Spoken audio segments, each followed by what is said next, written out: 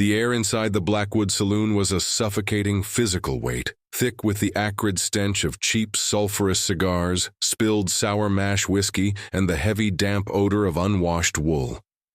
It was the dead, bitter center of December in 1883, and the lawless valley logging town was completely besieged by a relentless, howling winter.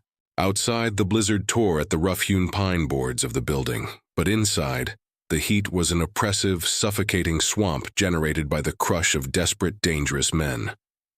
Clara stood rigidly near the back wall, inches from the heavy, whiskey-stained oak of the high-stakes poker table. She was 26 years old, wrapped tightly in a threadbare, drab, gray shawl that offered absolutely no protection against the freezing drafts sweeping across the mud-tracked floorboards. Her right leg, severely broken and improperly set during a childhood wagon accident, throbbed with a deep, agonizing, bone-deep ache. The cold always settled directly into the twisted marrow of her femur, making every single hour she was forced to stand a grueling exercise in silent, blinding endurance. She was not there by choice. She was there because her older brother, Jeb, viewed her as nothing more than a piece of walking property, an unpaid servant, a cook, and a scullery maid who was entirely useless for marriage because of her pronounced permanent limp. Jeb sat at the table, his face flushed a sickly, mottled red, sweating profusely despite the freezing drafts.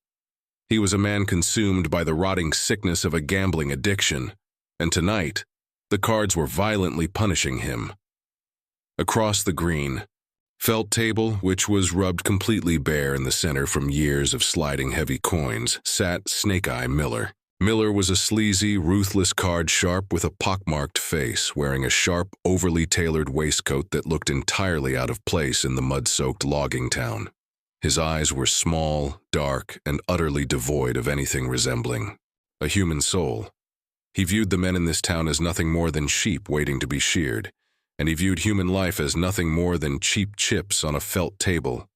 "I'm calling the bet," Miller sneered, his voice a greasy, sibilant hiss over the din of the crowded saloon. He pushed a heavy stack of minted silver dollars into the center of the table. "But you're entirely tapped out, Jebediah. Your pockets are as empty as your head. Unless you've got a hidden deed to a gold mine shoved in your boots, I'm taking the pot." Jeb's hands trembled violently. His bloodshot eyes darted frantically around the table, staring at the small fortune in silver. He was about to lose. The desperation clawed at his throat. He had already bet the deed to the small family farm. He had nothing left to his name. Then Jeb's frantic, glazed eyes landed on Clara. A sickening, cold dread plummeted directly into the bottom of Clara's stomach. She took a small, involuntary step backward, her twisted right leg dragging slightly against the muddy floorboards. "I have property," Jeb stammered, his voice cracking with panicked desperation. He pointed a trembling, sweat-slicked finger directly at his sister. "A lifetime deed of servitude. She cooks, she cleans, she hauls ash. She ain't much to look at, and she walks like a broken mule, but she works from dawn till dusk. I wager her labor. 10 years of it." The entire saloon went dead silent. The piano player in the corner abruptly stopped his tinny off-key melody. Even in a lawless, mud-soaked logging town at the edge of the frontier, wagering human flesh at a poker table was a dark, line-crossing taboo. Miller looked at Clara. His small, dark eyes raked over her plain, exhausted face, down the length of her threadbare shawl, and settled mockingly on her twisted, shortened right leg. An ugly, cruel smirk split his pockmarked face. "A crippled spinster?" Miller laughed, a sharp barking sound of pure, unadulterated malice. "She's practically worthless, but I suppose a joke is a joke. I can use her to warm the bed for the night, and throw her to the boys in the morning. I accept the wager. Let's see them." Jeb practically wept with relief, throwing his cards face up onto the stained green felt. "3 kings!" he crowed, his voice hysterical. Miller didn't even blink. Slowly, with an agonizingly dramatic flair, he turned his cards over one by one. "Aces full of 8s, you pathetic sod." Jeb collapsed backward into his wooden chair, burying his sweating face in his hands. The crowd around the table erupted into a chorus of dark, cruel laughter. The joke was complete. The cripple had been won in a hand of cards. Clara's humiliation was absolute, a crushing, suffocating weight that threatened to entirely shatter the stoic, unbroken iron will she had spent a lifetime building. If you are liking this story, please subscribe. I know you must have subscribed by now, so let's continue. Miller stood up from the heavy oak table, pushing his chair back. He rounded the edge of the felt, his boots crunching loudly on the mud and peanut shells littering the floor. He reached his greasy, unwashed hand out, aiming directly for Clara's trembling wrist, a leering, malicious intent burning brightly in his dark eyes. The greasy hand never made contact. Sitting entirely in the deep shadows of the back corner of the table, entirely forgotten by the laughing crowd, was a giant. He had not spoken a single solitary word the entire night. He sat motionless, a terrifying, looming mountain of a man draped entirely in the thick, heavy, heavily frosted pelts of timber wolves. Silas, the ghost Vance, he was a phantom of the Bitterroot Mountains, a feral, terrifyingly quiet man who lived in the absolute highest, most unforgiving crags where the air was thin enough to kill. The valley folk whispered that he was a demon forged of ice and violence, a man haunted by a bloody past he refused to speak of. His face was obscured by a thick, dark beard and the shadows of a wide-brimmed slouch hat, but his pale, slate-gray eyes were visible, cold, dead, and locked with lethal intensity directly onto Snake-Eye Miller. As Miller's hand extended toward Clara, Silas moved with a terrifying, explosive speed that entirely defied his massive, towering bulk. His right hand swept down to his heavy leather belt. In a blur of motion, he drew a massive, 10-inch bone-handled hunting knife. He didn't slash. He drove the heavy steel blade downward with the sheer, crushing force of a falling anvil. Thwack. The heavy steel blade punched directly through the fine, tailored fabric of Miller's right sleeve, biting through the flesh of his forearm, and buried itself 3 inches deep into the solid oak of the poker table. Miller shrieked, a high, inhuman, piercing wail of absolute, paralyzing agony, as his arm was violently pinned to the wood. But it was not just the blood welling around the steel that caught the saloon's attention. The violent, sudden impact of the knife had jolted Miller's tailored sleeve upward, slipping out from a hidden, spring-loaded brass clip strapped to his inner forearm. A single playing card fluttered down to rest innocuously on the blood-stained green felt. It was the ace of spades. "You cheated," Silas rumbled. His voice was a deep, gravelly vibration that seemed to originate from the granite cliffs themselves, incredibly deep, completely devoid of emotion, and terrifyingly calm. The cruel laughter in the saloon instantly evaporated into a suffocating, terrified silence. Miller, screaming in agony, his face entirely devoid of color, panicked. With his free left hand, he frantically clawed at the inside of his tailored vest, his fingers wrapping around the pearl grip of a hidden, double-barreled derringer. "I'll kill you, you feral beast," Miller shrieked, hauling the small weapon free. Silas didn't flinch. He didn't even blink. He didn't reach for the knife pinned in the table. His left hand swept smoothly to his hip. Boom! The roar of the heavy Colt .45 was utterly deafening in the enclosed, smoke-choked room. The concussive force of the black powder blasted a cloud of white smoke across the felt table. The massive, heavy-grain lead slug took Snake-Eye Miller directly in the center of his forehead. The card sharp was dead before his body even began, to violently collapse backward, hitting the muddy floorboards with a heavy, sickening thud. The saloon was entirely paralyzed. Men held their breath, their hands hovering miles away from their own holsters. No one moved against the ghost of the Bitterroots. Silas stood up slowly. He stood 6'6", his massive chest expanding as he took a slow, measured breath. He holstered the smoking Colt. He reached down, wrapped his thick, leather-clad fingers around the bone handle of his knife, and yanked it free from the oak table with a violent jerk, wiping the bloody steel clean on the dead man's tailored coat. He swept the massive pile of silver dollars into a heavy canvas sack. Then he turned his cold, dead slate eyes toward Clara.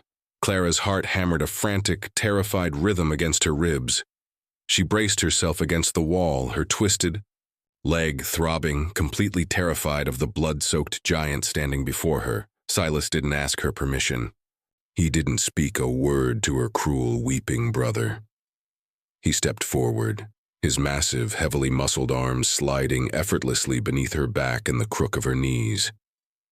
He scooped her up from the floorboards with a shocking, breathtaking gentleness, as if her fragile, exhausted frame weighed no more than a bundle of dry lavender. He turned his broad back on the terrified, silent men, carrying the woman he had just won in blood out the swinging wooden doors. He stepped directly into the shrieking teeth of the blinding winter blizzard, tossing her effortlessly into the deep leather saddle of his massive, waiting draft horse, completely swallowing her in the freezing, absolute dark of the mountain night. The absolute dark of the mountain night was not empty. It was filled with the shrieking, malicious teeth of a relentless, howling blizzard. The ascent into the Bitterroot Mountains was a vertical crawl through a frozen purgatory. The massive draft horse, a beast bred with a chest broad enough to haul heavy timber, struggled violently against the chest-high, powdery snowdrifts. Clara was perched sideways in the deep leather saddle, her thin, threadbare shawl completely soaked through and offering absolutely no defense against the horizontal sleet that struck her exposed skin like thrown gravel. The cold didn't just bite her flesh, it drove directly into the twisted marrow of her right femur. The old, poorly set bone throbbed with a sickening rhythmic agony that synchronized perfectly with the heavy, jarring hoofbeats of the massive horse. The agonizing, bone-deep ache made her vision swim with aggressive black spots, but she squeezed, her eyes tightly shut. Her jaw clamped so hard her teeth ground together, refusing to let a single pathetic whimper escape her lips. Silas sat directly behind her, a towering, impenetrable wall of dense muscle and heavy wolf fur. He was a silent furnace in the blinding whiteout, his broad chest shielding her back from the worst of the gale. But he did not speak, and his thick, leather-clad arm wrapped around her waist was completely rigid, holding her securely to the saddle with an absolute lack of intimacy. Just as the last fading vestiges of feeling entirely left Clara's toes, the massive draft horse crested a steep, treacherous ridge of solid black granite and let out a heavy, vibrating snort of exhausted steam. Emerging from the blinding squall was a fortress. The cabin was constructed of massive, unpeeled black pine logs, chinked tightly with hardened clay built directly into the gaping concave maw of the sheer granite cliff. It squatted low to the earth, a dark, brooding monument to absolute, unyielding isolation. There were no welcoming plumes of smoke from the fieldstone chimney, no warm light spilling from the heavy shuttered windows. Silas swung his massive leg over the saddle and dropped to the earth, his iron-shod boots hitting the deep snow with a heavy, definitive thud. He reached up, his heavily calloused hands completely spanning her small waist, and lifted her from the saddle. The moment her ruined, thin leather boots touched the icy slush of the yard, her right leg crumpled entirely.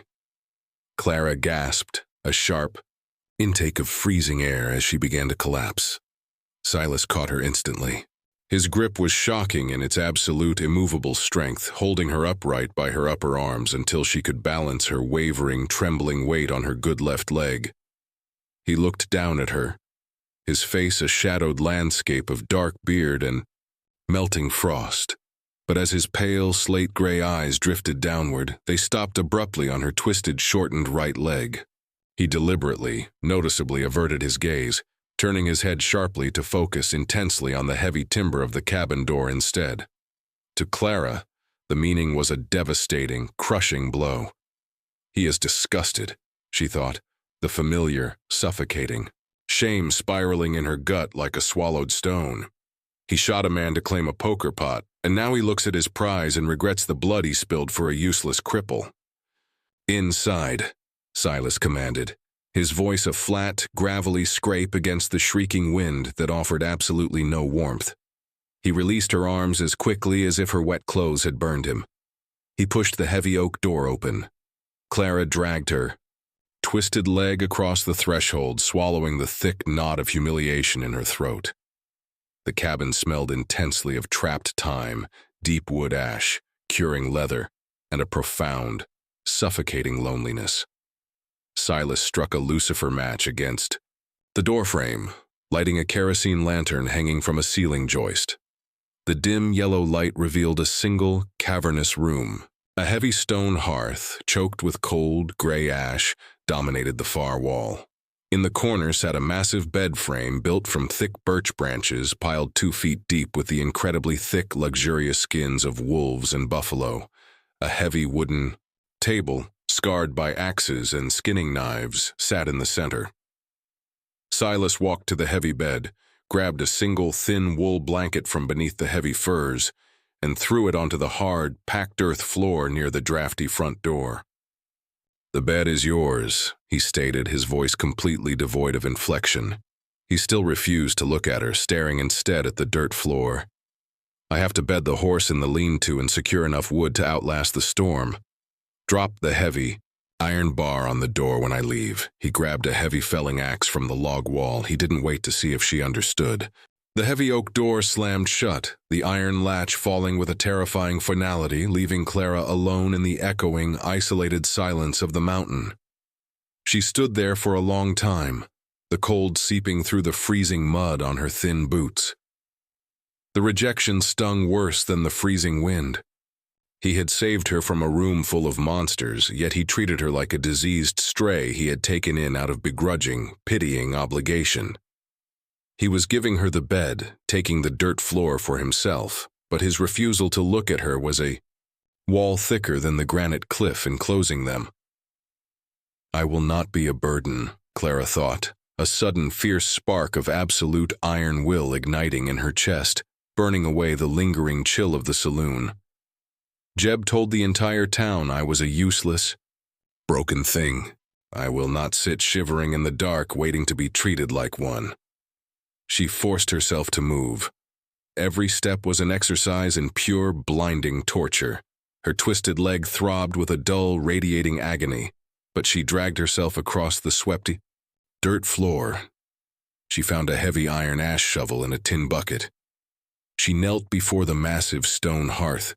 The simple act of bending sent a rush of blackness across her vision, the misaligned tendons in her thigh screaming in absolute protest. But she gritted her teeth and shoved the heavy iron spade into the compacted ash. She hauled the heavy, freezing soot out, clearing the hearth down to the bare, blackened stone grate. Her bruised hands shook under the weight, but she did not drop it. She stacked fresh, dry pine splits inside the massive hearth, using a handful of dry moss to build the fire from a struggling, smoking flicker into a roaring, heat-producing blaze that chased the damp, oppressive cold entirely from the room. In a small root cellar beneath a loose floorboard near the table, she found his larder, shriveled winter tubers, dried wild onions, and a heavily salted cut of venison. She hauled a bucket of water from a narrow iron spring pipe in the corner, her bad leg dragging heavily with every grueling step, and set a heavy cast-iron pot over the flames. She chopped the tough meat with his heavy butcher knife, throwing her entire upper body weight onto the handle to slice it. Every single movement was a battle against her own ruined body. Reaching for the high wooden shelves sent a hot spike of agony down her spine.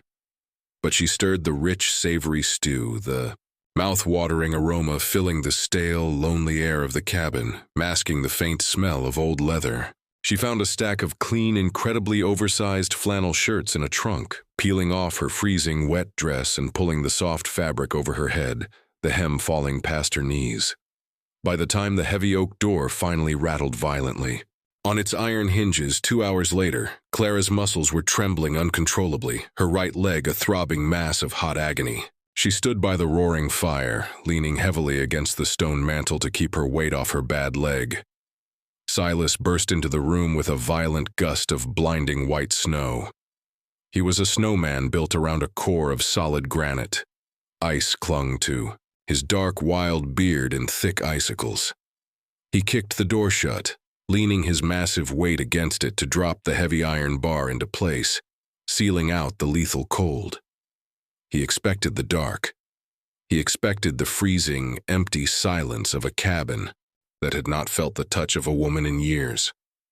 He expected a broken, weeping, terrified creature huddled in the corner of his furs, paralyzed by her pain and the sheer, overwhelming trauma of the poker table. He stopped dead, his massive chest heaving. The air was blazing hot. The yellow glow of the roaring fire danced across the clean, swept dirt floor. The overwhelming rich smell of salted venison and wild onions hit him like a physical blow. And there, standing by the fire, her head turned toward the door, was Clara. She was wearing his oversized flannel shirt, the sleeves rolled up past her delicate elbows. She held a heavy wooden spoon in her hand. Her face was flushed from the heat, completely devoid of tears, her chin raised in a silent, unbroken defiance. Silas slowly stripped off his soaked, freezing leather gloves, the wet hide peeling away with a heavy shuck. He walked toward the hearth, his heavy boots silent on the packed earth. He looked at the bubbling pot of stew. He looked at the meticulously cleaned hearth, free of the deep soot that usually coated it. He looked at her. He knew the sheer, mind-numbing physical agony it would have taken a woman with a severely twisted, deformed leg to haul heavy ash, scrub iron, and lift heavy pots of water. He had stayed outside in the freezing blizzard chopping wood to spare her the terror of his terrifying blood-soaked presence while she wept in the dark. He hadn't averted his eyes outside because he was disgusted by her limp. He had looked away because he was utterly disgusted by the cruel, vicious world that had broken her and then laughed at her pain. She hadn't wept. She had worked. Silas stared, down at her, his pale slate-gray eyes locking onto her wide, exhausted gaze. The terrifying, feral mask of the mountain beast cracked entirely, revealing a profound, silent, earth-shattering awe underneath. He didn't see a crippled spinster, or a useless burden. He saw a survivor forged of absolute unbreakable iron whose dignity was infinitely stronger than the men who had wagered her life on a cheap hand of cards. The giant did not speak, but the sudden, profound shift in his pale, slate-gray eyes altered the entire atmosphere of the sweltering cabin. Silas stepped forward, his massive frame eclipsing the dancing orange firelight. He reached out, his thick, leather-clad fingers, still stained with the dried, dark blood of the man he had shot dead hours earlier, closing gently over the wooden handle of the heavy spoon she held. He absorbed the physical weight of the task. Gently, with an undeniable, irresistible pressure, he guided Clara away from the blistering heat of the stone hearth. He pressed a large, calloused hand lightly against her uninjured shoulder, a silent, absolute command to sit. Clara obeyed, sinking onto the thick timber bench near the table. The moment her weight left her twisted right leg, the adrenaline of her desperate, agonizing chore finally evaporated. Her misaligned knee joint popped audibly, and she let out a long, shuddering exhale, her chest heaving beneath the oversized flannel shirt. Silas took the spoon, stirred the rich, thick venison stew, and ladled a massive portion into a deep tin bowl. He brought it to her, placing it carefully on the scarred oak table before her, and pressed a heavy iron utensil into her trembling hand. He didn't demand gratitude or offer a gruff explanation. He simply fetched his own bowl, sat heavily on the hard dirt floor beside the door, keeping true to his word that the bed was hers, and ate in the quiet, fire-lit warmth she had fought through blinding physical agony to create. The silence between them shifted in that heavy, cavernous cabin. It was no longer the tense, suffocating quiet of a feral killer and his terrified, bartered captive. It was the fragile, deeply respectful stillness of two solitary, deeply wounded creatures recognizing the iron will in each other's eyes, but that fragile warmth was entirely swallowed by the mountain over the next 48 hours. The blizzard that descended upon the Bitterroots did not merely blow, it shrieked like a wounded massive animal, a continuous deafening roar that battered the thick black pine logs and the solid granite walls with the concussive force of a runaway locomotive. The temperature plummeted so violently that the moisture from their breath crystallized in the air the moment they stepped away from the roaring hearth. 10 feet of hard-packed drift snow sealed the heavy oak door completely shut, burying them. Alive in a twilight world of heavy shadows, dancing firelight, and absolute claustrophobic isolation. Silas moved through the small space with a deliberate, heavy grace, constantly bringing in wood from the attached lean-to, ensuring the fire never died. But the hours he had spent violently splitting wet hickory in the freezing sleet outside to give her privacy, combined with the brutal freezing ride up the mountain, had awakened a lethal, dormant enemy deep within his massive chest. Beneath his heavy canvas shirt was an old, jagged bullet wound that had pierced his right lung years ago. The freezing, sub-zero air and the brutal physical exertion caused the deep, scarred tissue to violently inflame. By the afternoon of the third day, the fluid, terrifying grace of the ghost began to severely falter. He was sweating profusely. Despite the freezing draft leaking through the heavy log chinking, thick, greasy beads of perspiration clung to his dark, heavily bearded face. His breathing had grown incredibly shallow and raspy, carrying a wet, horrifyingly deep, rattling wheeze.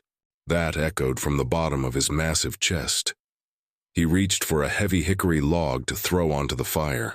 The moment his thick fingers closed around the rough bark, his knees simply ceased to function. He didn't stumble. He collapsed like a felled oak. He crashed heavily onto the packed earth floorboards, the heavy log clattering uselessly against the stone hearth. A violent, full-body tremor seized his massive frame, his teeth chattering so hard the sound vibrated in the small room. Clara leaped from the timber bench, her heart seized with a pure, unadulterated terror. The man who had moved faster than a striking rattlesnake in the saloon was suddenly brought low by a microscopic, freezing enemy. She did not freeze in hysterics. She dropped to her knees beside him on the dirt floor, her hands flying to his face. His skin was radiating a lethal, unnatural heat, burning straight through the thick canvas of his shirt. He groaned, his pale slate eyes rolling back slightly in his head, entirely consumed by a sudden, violent, bone-rattling lung fever. Clara didn't hesitate. She grabbed the collar of his heavy canvas shirt and yanked, her small, bruised hands working frantically at the bone buttons. She had to get the damp clothes off him. She had to get him directly in front of the fire. She wedged her bare left foot against the dirt floor, hooked her small arms under his massive armpits, and threw her entire body weight backward. The agony that shot up through her twisted right leg was blinding, a white-hot spike that made her vision swim with aggressive black spots and her throat taste intensely of copper. Her misaligned femur ground brutally against her hip socket, the shortened tendons screaming in absolute protest, threatening to tear from the bone. But she bit through her own lower lip, tasting her own blood, and dragged his 250-pound frame, inch by agonizing inch, across the floorboards until he was lying directly on the thick buffalo furs near the roaring fire. She fetched a heavy iron kettle, filled it with packed snow from the windowsill, and swung it directly onto the hottest part of the hearth to boil. From his supply sacks in the root cellar, she frantically dug out bundles of dried herbs, recognizing the sharp, bitter scent of willow bark for the fever and dried mint to clear the lungs. When the water reached a rolling, furious boil, she steeped the bark into a dark, pungent tea. She dragged his heavy upper body up, resting his sweat-dampened head against her thigh, and forced his locked jaw open, trickling the bitter liquid down his throat until he swallowed instinctively. But the freezing chill of the fever had already set deep into his blood. He began to shake with a violent, terrifying rigor, freezing to death from the inside out despite the blazing fire. Clara stood up. Her fingers, stiff and trembling, unbuttoned the oversized flannel shirt she wore. It pooled at her feet. She stripped, down to her thin, threadbare cotton chemise, the freezing air of the cabin immediately raising goosebumps across her pale skin. She dragged the heaviest wolf pelts from the bed, piling them over his massive frame on the floor. Then she lifted the edge of the heavy furs and crawled underneath them, pressing her soft, fragile, shivering body directly against Silas's massive, freezing, convulsing form. The shock of his icy skin against hers made her gasp, a full body, shudder racking her frame, but she forced herself to wrap her small arms tightly around his broad chest. She pressed her softly beating heart against his rigid rib cage, tangling her twisted right leg gently with his thick thighs, burying her face into the crook of his burning neck. For an hour he shivered violently, his body convulsing against hers. Clara held on tight, a warm, unyielding anchor in the freezing blackness. Slowly, agonizingly, the shivering began to subside. His breathing deepened, the shallow, erratic gasps smoothing into a heavy, rhythmic rumble. Then the fever fully took. His mind, as his massive body fought off the infection, he thrashed weakly beneath the furs, his mind slipping rapidly into the dark, agonizing corridors of his past. "Sarah," Silas mumbled, his voice a broken, raspy scrape that tore at Clara's heart. "Sarah, get the baby in the cellar. The door won't hold." Clara held him tighter, her hand gently stroking his sweat-dampened dark hair. "Hush," she whispered, her voice soothing and quiet. "The door is locked. You're safe." He didn't hear her. His large, calloused hand came up, grasping blindly, in the dark beneath the furs until his thick fingers locked onto the fabric of her chemise. "I couldn't reload fast enough," Silas wept, a single hot tear tracking down his heavily bearded cheek. It was a sound of absolute, devastating heartbreak that shattered the terrifying image of the ghost entirely. The snow was too deep. There were too many riders. "I'm sorry. God, I'm a ghost. I should have died in the snow with you." Clara froze, the breath leaving her lungs in a quiet, devastated rush. The feral isolation, the terrifying reputation, the absolute refusal to look her in the eye or share a bed. It wasn't disgust for her limp. It was absolute, crushing grief and self-hatred. He had failed to protect his wife and child from a gang of outlaws during a winter storm years ago. He avoided intimacy and warmth because he believed he was a dead man walking, a cursed ghost who brought only violence and death to those around him. He had shot Snake Eye Miller not just over a card game, but because he could not physically stand to watch another woman be thrown to the wolves while he drew breath. "You are not a ghost," Clara whispered fiercely, hot tears spilling down her cheeks, falling onto his fever-hot chest. She held the broken giant with a fierce, protective tenderness, wrapping her arms as tightly as her aching body would allow. "You are here. You saved me, Silas. You are alive." His thrashing ceased. The frantic, rolling motion of his eyes beneath his closed eyelids slowed. The heavy, suffocating grip of his guilt seemed to loosen just a fraction at the feel of her quiet, steady heartbeat against his chest. He sank into a deep, healing, dreamless sleep. By the time the gray, watery light of dawn filtered through the frosted chinking of the logs, the storm had finally broken into a quiet, spent sigh against the granite cliff. Silas opened his eyes. The delirium was gone. He felt the heavy, suffocating weight of the furs, the dull, deep, throbbing ache in his scarred lung, and the astonishing, overwhelming heat pressed along the entire length of his body. He turned his head slowly. Clara was asleep, her face inches from his own. Her dark hair was splayed across his massive arm. Her thin arm was thrown over his torso, her soft body pressed intimately against his hardened muscle. But as she slept, the heavy furs had slipped down slightly, exposing her legs to the pale morning light. The shortened, twisted bone of her right thigh and the misaligned, heavily scarred knee were completely uncovered. Silas did not look away. He did not avert his gaze to the floorboards or the door. He looked directly at the physical deformity that her brother had used to wager her life away as a cruel joke. He remembered the blinding agony of the freezing chill, the blackness, the absolute certainty that his ruined lungs were finally giving out. And he remembered the searing heat of the bitter tea, the soft, desperately strong hands pulling his wet clothes away, and the fierce, beautiful voice that had called him a savior when he only saw a ghost in the mirror. the useless cripple, from... The saloon had dragged his 250-pound frame across the floorboards. She had forced her twisted, agonizing joints to bear a crushing burden simply to save his life. Silas shifted his massive weight, moving with agonizing care so as not to wake her. He reached his large, heavily calloused right hand out from beneath the heavy blankets. He didn't see a broken thing.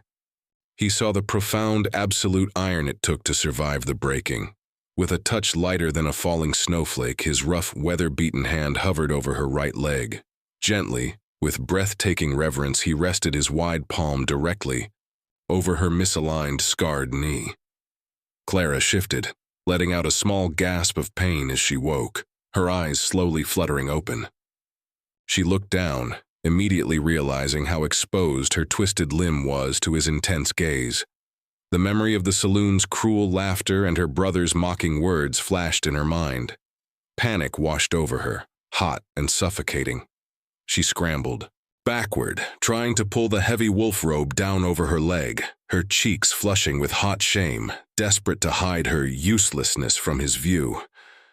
"Don't hide from me," Silas whispered, his voice incredibly deep, rough, and entirely devoid of the cold, dead slate that had defined him. He didn't let her pull the fur down. He gently caught her wrist, keeping the blanket back. He kept his massive hand resting gently, protectively over her twisted knee, his thumb lightly stroking the scarred skin. He didn't pull away in disgust. He didn't treat it like a cursed, broken thing. "They called you a burden," Silas rumbled, shifting closer, closing the microscopic distance between them and pressing his heavy, bearded forehead gently against hers. "They wagered your life because they were weak, blind fools." He leaned in, his eyes swimming with a profound, earth-shattering awe. "You carried my life when I was dying," he whispered, his thumb brushing the scar tissue once more. "You are the strongest thing on this mountain, Clara. You are beautiful."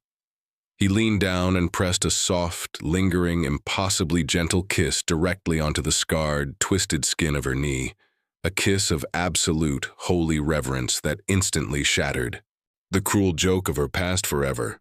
Which country are you watching this video from? Please let me know in the comments below. The warmth of that impossible, reverent kiss lingered on the scarred, twisted flesh of Clara's knee long after the deep winter finally exhausted its furious hold on the Bitterroot Mountains. Over the following months, the isolated, heavily fortified black pine cabin transformed from a dark, brooding den into a sanctuary of profound, echoing warmth. Under Silas's massive, impossibly gentle hands, the suffocating shame that had defined Clara's entire life was systematically dismantled. He did not ask her to hide her limp.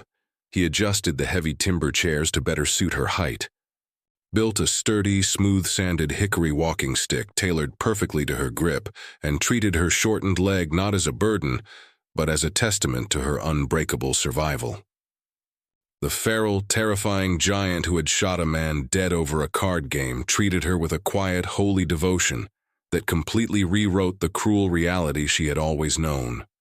But as the brutal high-country winter surrendered to the violent, rapid thaw of spring, the absolute peace of the mountain was loudly, violently shattered. The meltwater did not merely trickle, it roared.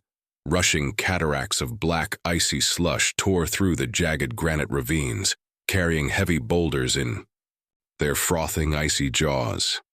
And with the melting of the 10-foot snowdrifts came the predators of the valley, hungry for the blood and the gold left behind on the felt table. It was a crisp, brilliantly clear Thursday morning. The air inside the cabin was sweltering, carrying the rich, sharp scent of roasting chicory and boiling water.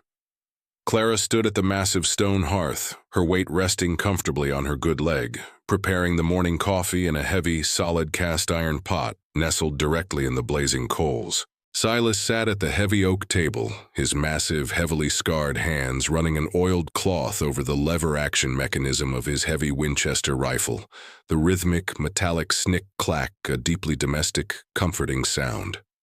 Crack. The sound. was utterly foreign, a sharp, flat, metallic detonation that instantly severed the serene music of the cabin. Before Clara could even turn her head, a heavy lead slug shattered the thick wooden shutter of the front window, tearing through the heavy black pine logs in a shower of jagged, lethal splinters.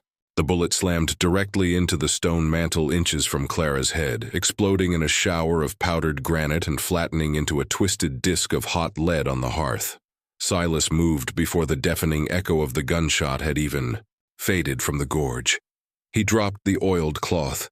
He lunged across the swept dirt floor, his massive frame moving with a terrifying, explosive speed, tackling Clara to the floorboards just as a second and third bullet tore through the heavy wooden door. "Stay down!" Silas roared, his voice completely devoid of the gentle, rumbling warmth it had held for months. The ghost of the Bitterroots had returned in a fraction of a second, his pale slate-gray eyes wild, feral, and blazing with a terrifying, holy wrath.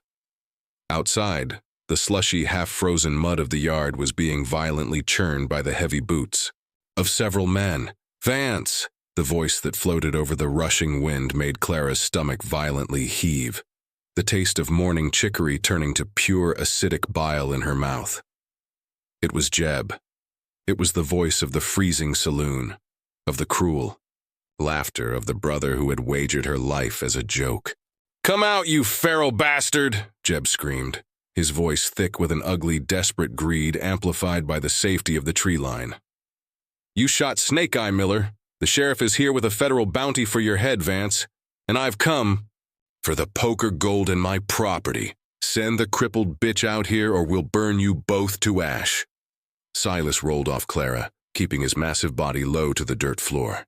He scrambled to the center of the room, his thick fingers finding the recessed iron ring of the root cellar trapdoor. He yanked it upward, exposing the dark, earthen hole. "Get in the dark," Silas commanded, his jaw clenched so tightly the muscles jumped wildly beneath his dark beard. He shoved his heavy-loaded Colt .45 revolver into her trembling hands. "Keep the steel pointed up. If the face looking down ain't mine, you empty the cylinder into it. Do you understand?" Clara stared at him, her chest heaving, the suffocating, ingrained terror of her brother threatening to paralyze her limbs. She shook her head frantically, her wide eyes pleading with him not to go out into the crossfire.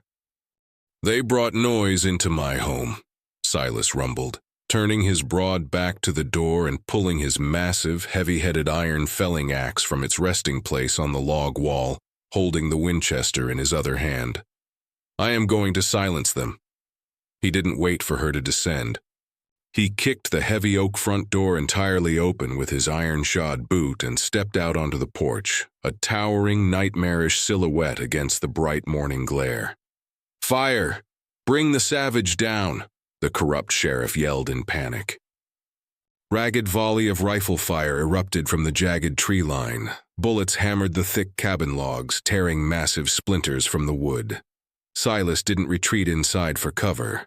He raised the heavy Winchester to his broad shoulder, working the lever with blinding mechanical speed. Boom! Clack! Boom! The roar of the black powder was utterly deafening. A blinding flash of muzzle fire illuminated the gray shadows of the pines.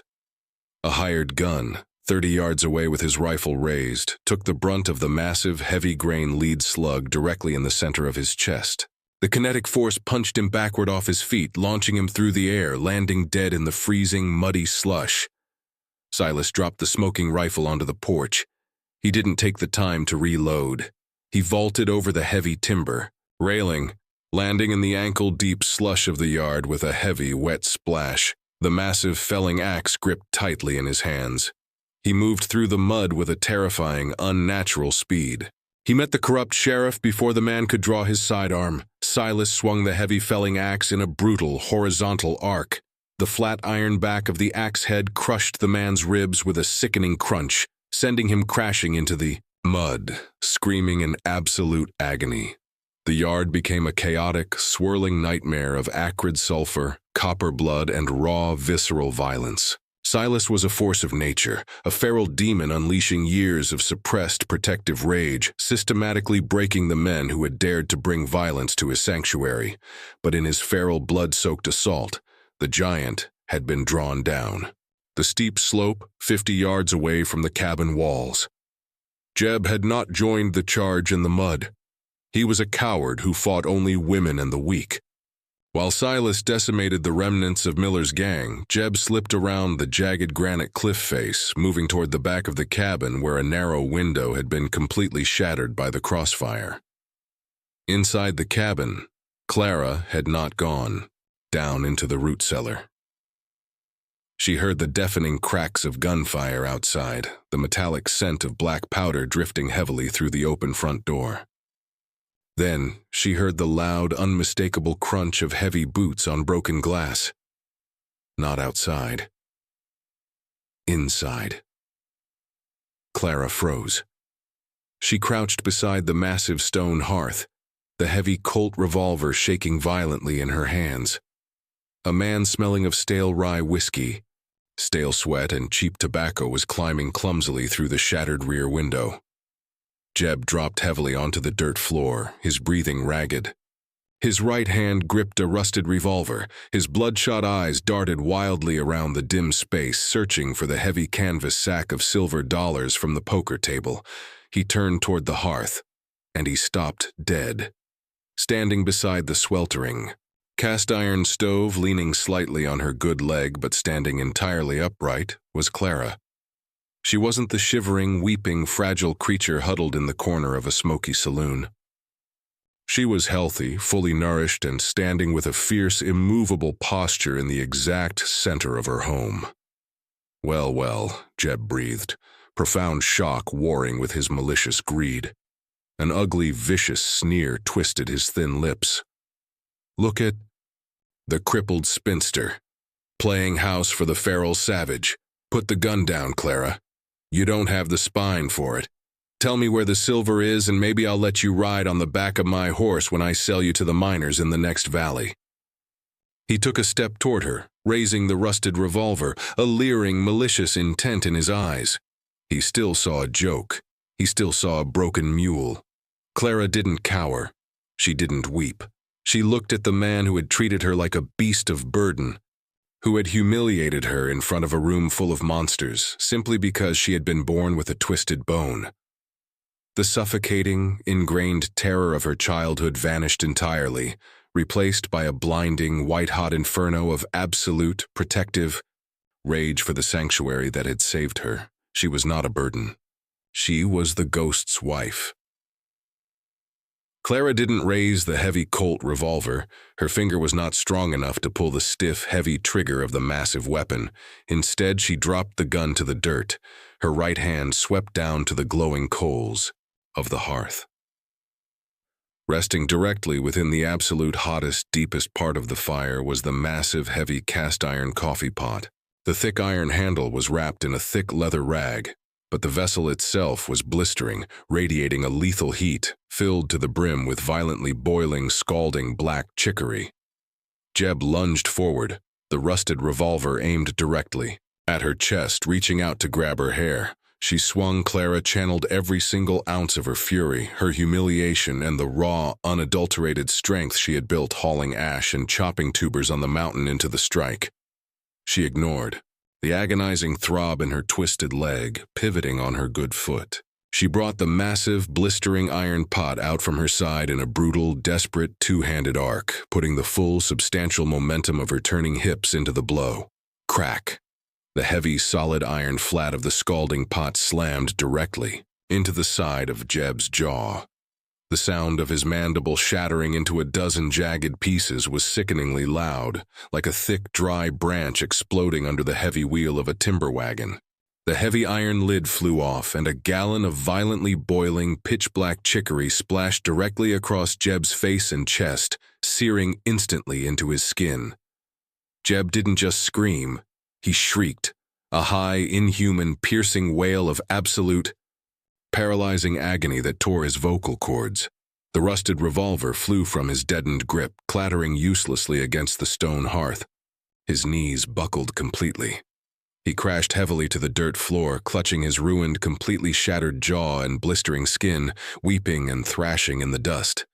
Clara stood over him, her chest heaving, the breath hissing aggressively through her teeth. Her knuckles were stark white around the leather-wrapped handle of the heavy iron pot, raising it in a threatening stance, radiating an intense, lethal heat. She looked wild. She looked terrifying. She looked down at the screaming tyrant, her absolute, unbreakable strength reigning supreme over his pathetic, deafening agony. The heavy front door was suddenly filled with a massive looming shadow. Silas burst back into the room. He was a terrifying vision of absolute carnage. His chest was heaving, his canvas shirt soaked in the blood of the posse outside. The heavy felling axe in his hand dripped thick crimson onto the pristine floorboards. His pale, slate-gray eyes were wild with panic, expecting to find her bleeding on the floor. He looked at the shattered rear window. He looked at the screaming, writhing, broken brother in the dirt.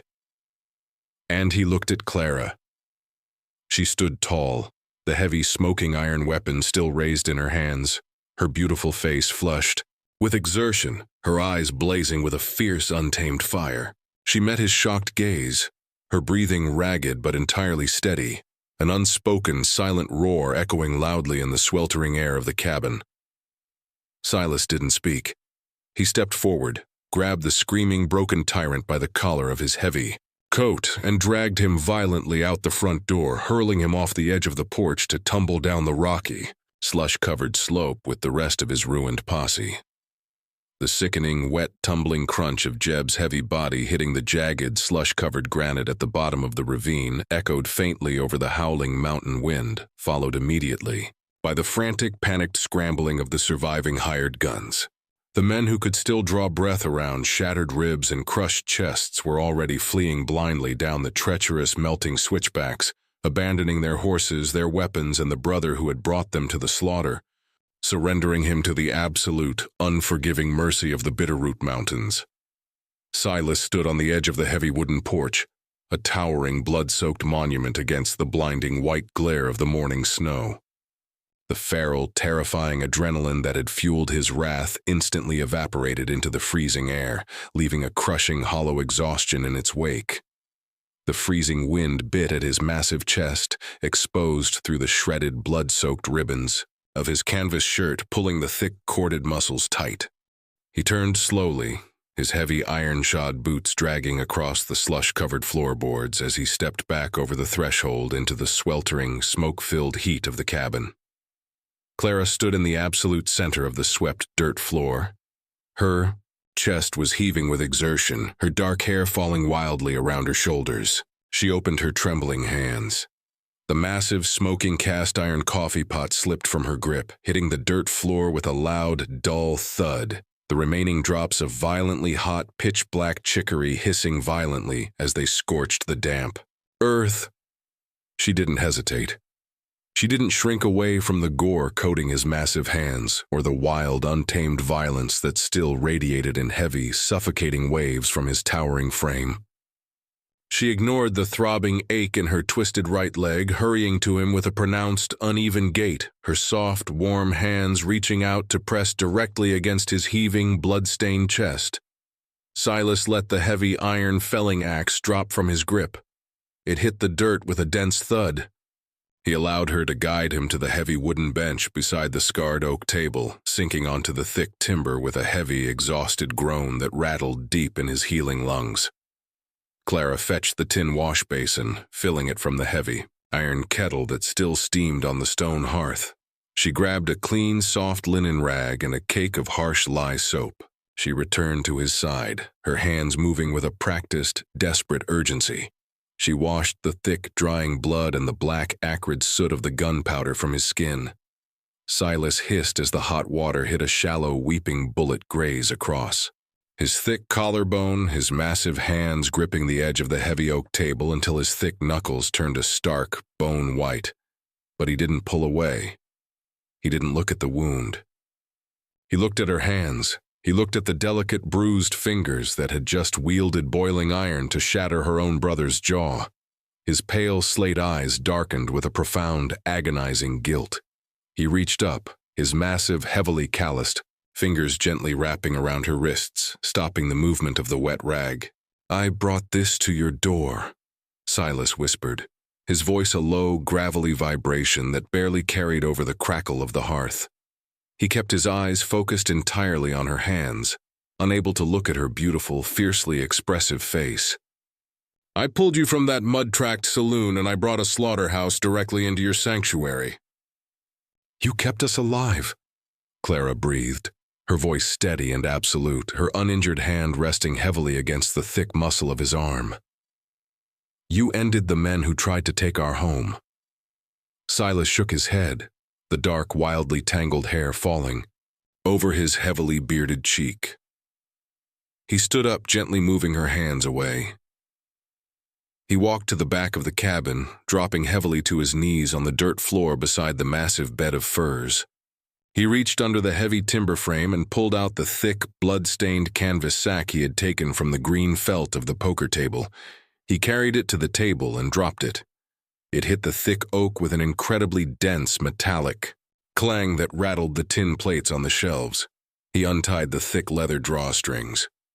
Inside, gleaming dully in the morning light filtering through the shattered front window, were hundreds of heavy, minted silver dollars, gold double eagles, and tightly rolled stacks of banknotes. It was a king's ransom. The culmination of Wani, Snake Eye Miller's entire sleazy empire, a fortune won in blood. Silas pushed the heavy bag toward Clara. "The pass will be completely clear of snow by tomorrow morning," Silas rumbled, his voice turning flat, brittle, and completely devoid of the quiet, rumbling warmth they had shared over the long winter.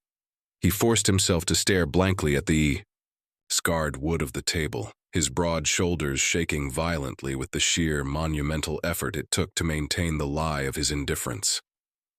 "The draft horse can carry you down the far side of the ridge. You won't have to go anywhere near that logging town. You can ride straight to the railhead.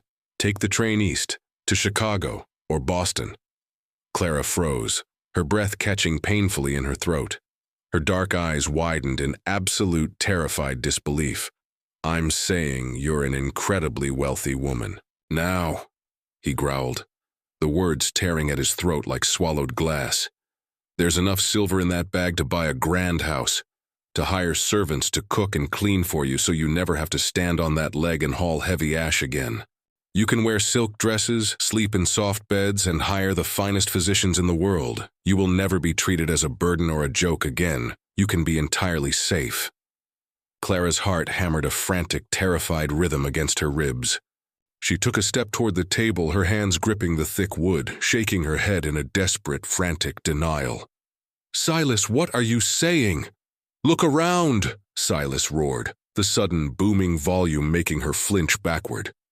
He gestured wildly to the splintered oak door, the blood staining the pristine floorboards, the smoking, spilled chicory in the dirt.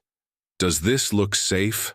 I am a feral man, Clara. I live a brutal, dark life in the soot and the blood. I am a ghost. I can't protect you from the world when I'm the very monster the world comes hunting to destroy." He looked at her then, his pale, slate-gray eyes swimming with a grief so profound, so devastatingly deep, it seemed to hollow out his massive chest entirely. "You are too good for this dark," he whispered, his voice breaking, a single tear cutting, a clean line through the soot and blood on his scarred face. "Take the silver. Go live in the light, where you will never have to hear the sound of gunfire or fight for your life again." Clara stared at the heavy canvas sack. It was the answer to every desperate, weeping prayer of her childhood, the absolute key to a life of unimaginable ease where she would never be mocked for her shortened leg, or treated as a useless, broken mule by cruel, laughing men. It was enough wealth to buy absolute perfection. She looked at the heavy bag. She stepped forward and placed her hands upon it. She gripped the thick canvas. The sack was incredibly heavy, pregnant with a terrifying amount of unrefined, bloody wealth. Silas closed his eyes, his massive chest caving in on itself. "It is right," he told himself, fighting the agonizing, suffocating burn behind his eyelids. She deserves to be cherished in a soft, civilized place. She deserves a man who isn't a dead ghost covered in the blood of hired guns. Clara lifted the heavy bag. She did not walk to the bed to pack her clothes. She did not look toward the door. With a sudden, explosive surge of absolute, unyielding rage that rivaled his own feral fury, Clara hurled the heavy canvas sack directly off the edge of the table. The heavy bag struck the packed earth with a tremendous crash. The thick drawstrings gave way, and a fortune in heavy silver dollars and gold coins spilled violently across the dirt, glittering uselessly among the spilled chicory and wood chips. Silas's eyes flew wide open. His jaw dropped, the breath rushing from his massive lungs in a stunned, disbelieving exhale. "Woman, are you mad? That was your freedom. That was an entire world." Clara turned to face him. The bright morning light framed her silhouette, but she did not look like a fragile, ruined girl from a smoke-choked saloon. She looked like an absolute queen standing in the exact center of her own impenetrable fortress. She stood proudly, letting her weight rest naturally on her twisted, shortened leg, completely unashamed of her stance. "Freedom from what?" she demanded, closing the distance between them with her pronounced, uneven stride, moving with sheer, undeniable purpose. "From you. From the only man who ever looked at my broken bones and didn't see a burden to be wagered, but a woman to be worshipped? From the man who took a bullet wound and a fever just to chop my firewood?" She walked right up to him, invading his space, forcing the towering giant to look down into her fierce, tear-filled eyes. "You think a bag of metal makes me safe?" Clara asked, her voice trembling with an overwhelming, consuming love that dwarfed the fear of any bullet.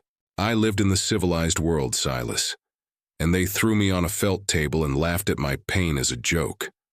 I don't want a civilized life. I don't want a civilized man." She reached out, grabbing the thick canvas of his open, blood-stained shirt, and yanked downward with every ounce of her restored strength. He stumbled, his knees giving way under the sheer, unexpected force of her conviction. He fell heavily to his knees on the pine floorboards, his massive, heavily bearded face coming level with her waist. "I was treated like trash in the light," Clara whispered fiercely, her soft, warm hands coming up to gently cradle his massive, bearded, scarred face. She didn't flinch from the blood. She pressed her palms directly against his cheeks, pulling his head forward until his forehead rested, gently against her stomach. "I found my true value in the wild. I am staying." Silas broke. The heavy iron walls he had built around his soul for years, the punishing isolation he had sentenced himself to in the frozen peaks to hide from his own grief, shattered into fine, unrecognizable dust. A ragged, choking sob ripped out of his massive chest, a sound of such profound, agonizing release it physically shook the floorboards beneath them. He wrapped his thick, powerful arms entirely around her hips, burying his scarred face deeper into the soft, warm curve of her stomach, holding on to her with a desperate, holy reverence. "My Clara," he wept, the hot tears soaking into the fabric of her flannel shirt, washing away the cold, the blood, and the years of terrifying ghosts. "My wife, my heart, I am right here," she whispered, her fingers gently stroking his thick, dark, wildly tangled hair, feeling the violent trembling of his broad shoulders slowly begin to ease against her body. "The ghosts are dead, Silas. The mountain belongs to us now." He shifted, pulling back just enough to look up at her. He lifted his massive, rough hands, cupping her face with a tenderness that defied his terrifying size. He leaned forward and pressed his mouth directly against hers, a kiss of absolute, unshakable devotion, worshipping the very woman the world had deemed a broken, useless thing. He held her there in the ruins of the fight, the cold wind blowing through the shattered timber, the fire popping warmly in the massive stone hearth. The silver lay scattered and completely forgotten in the dirt, but as Silas Vance held the woman who had chosen his scarred darkness over the world's light, he knew with absolute, undeniable certainty that he had never been richer. The summer. Sun in the Bitterroot Mountains was a brilliant, blinding gold, turning the rugged, jagged granite into a warm, vibrant canopy of emerald pine and blooming mountain laurel. The cabin had fundamentally changed. It was no longer a dark, brooding den built for a solitary ghost to hide his shame. The heavy black pine logs had been meticulously re-chinked with bright, clean clay. A wide, wraparound porch of smooth, sanded cedar had been added, facing the valley below, catching the warm southern drafts. The shattered front door had been replaced, and the narrow windows widened to let the morning light flood the swept wooden floors. The heavy scent of isolation was entirely gone, replaced by the constant sweet aroma of baking bread, drying wild mint, and fresh pine shavings. On the porch, sitting in a heavy, wide-backed rocking chair, was Silas. He wore a clean canvas shirt, the sleeves rolled up to expose his thick, heavily muscled forearms. The cold, dead slate of his eyes had been permanently replaced by a warm, watchful, incredibly deep peace.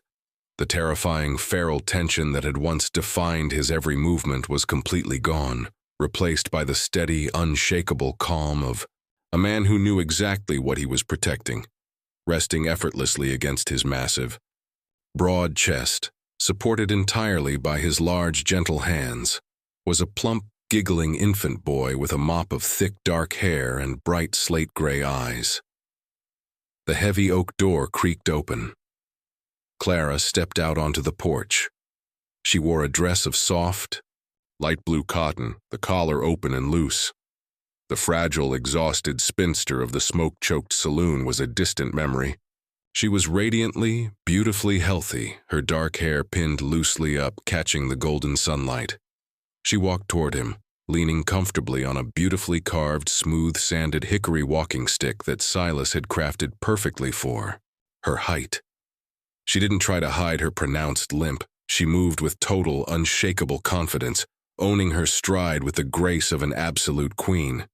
She walked up beside the rocking chair, resting her hand lightly on his broad shoulder, leaning down to press a soft kiss to his bearded cheek. She looked down at the baby who was currently trying with absolute, focused determination to fit his father's thick thumb entirely into his mouth.